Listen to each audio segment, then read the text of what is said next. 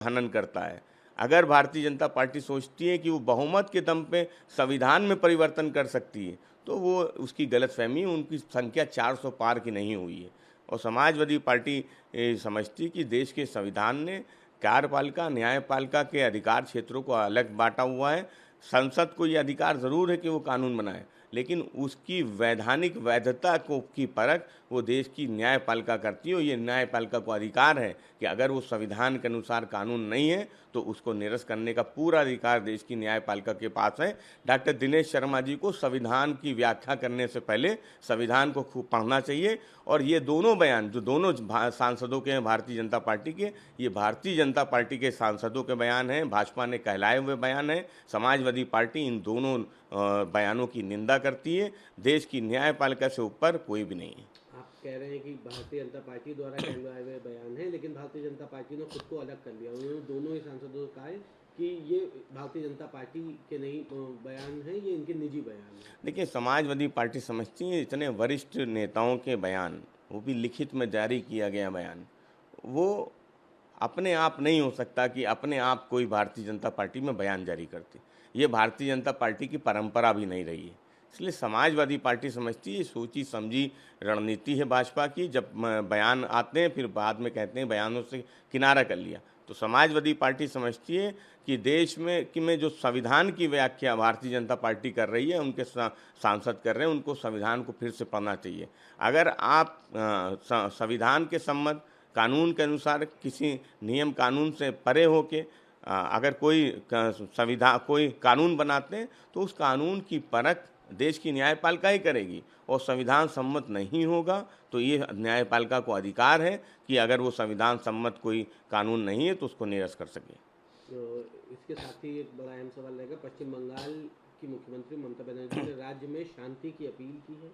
वो कहती हैं कि पश्चिम बंगाल में भाजपा और उनके सहयोगी अचानक बहुत आक्रामक हो गए। इन सहयोगियों में आरएसएस भी शामिल है, जिस वजह से स्थितियां खराब हो गई। देखिए, ये सही है कि बंगाल में एक लोकप्रिय सरकार है जो लगातार जनता के द्वारा चुनी जा रही है। भारतीय जनता पार्टी को हरा के सरकार बन रही है। भाजपा में छटपटाहट है, घबराहट है आदरणीय ममता बनर्जी इंडिया गठबंधन की बढ़ती हुई ताकत से। इसलिए भारतीय जनता पार्टी जब से बंगाल में तनाव की स्थिति, हिंसा हुई, एक भी भारतीय जनता पार्टी के लीडर ने शांति की अपील नहीं की।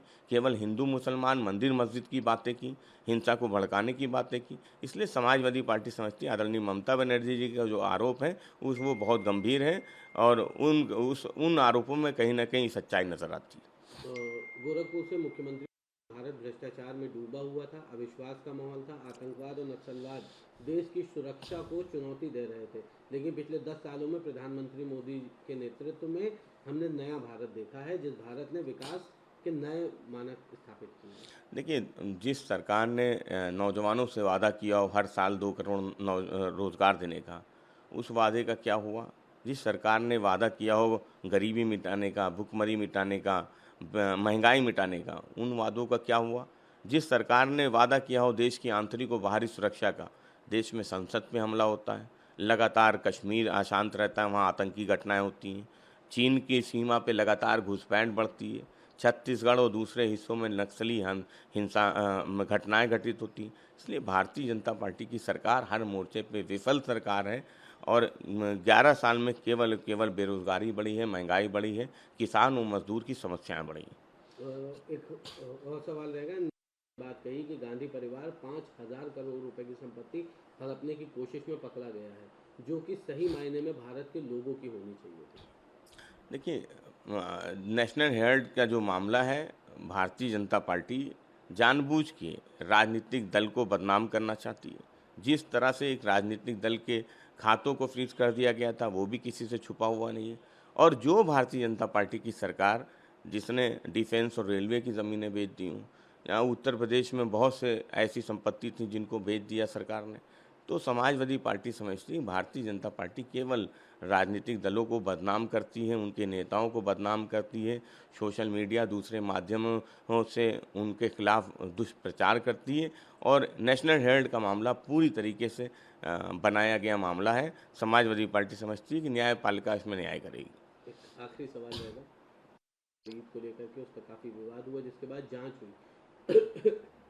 अच्छा, अब जांच के बाद जो पुलिस के आला अधिकारी हैं उन्होंने सीओ को क्लीन चिट दे दी है। देखिए, जब मुख्यमंत्री जी क्लीन चिट दे चुके हों तो किसी जांच की और उस जांच में क्या निकलेगा ये कोई सवाल ही नहीं रह गया था। समाजवादी पार्टी समझती है कि जिस तरीके का बयान था वो बिल्कुल भी उचित बयान नहीं था।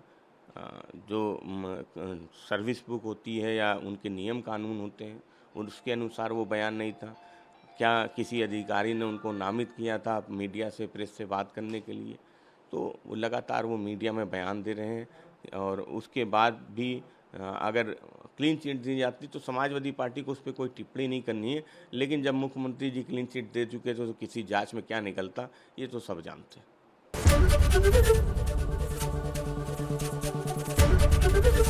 एबीपी गंगा, खबर आपकी, जुबान आपकी।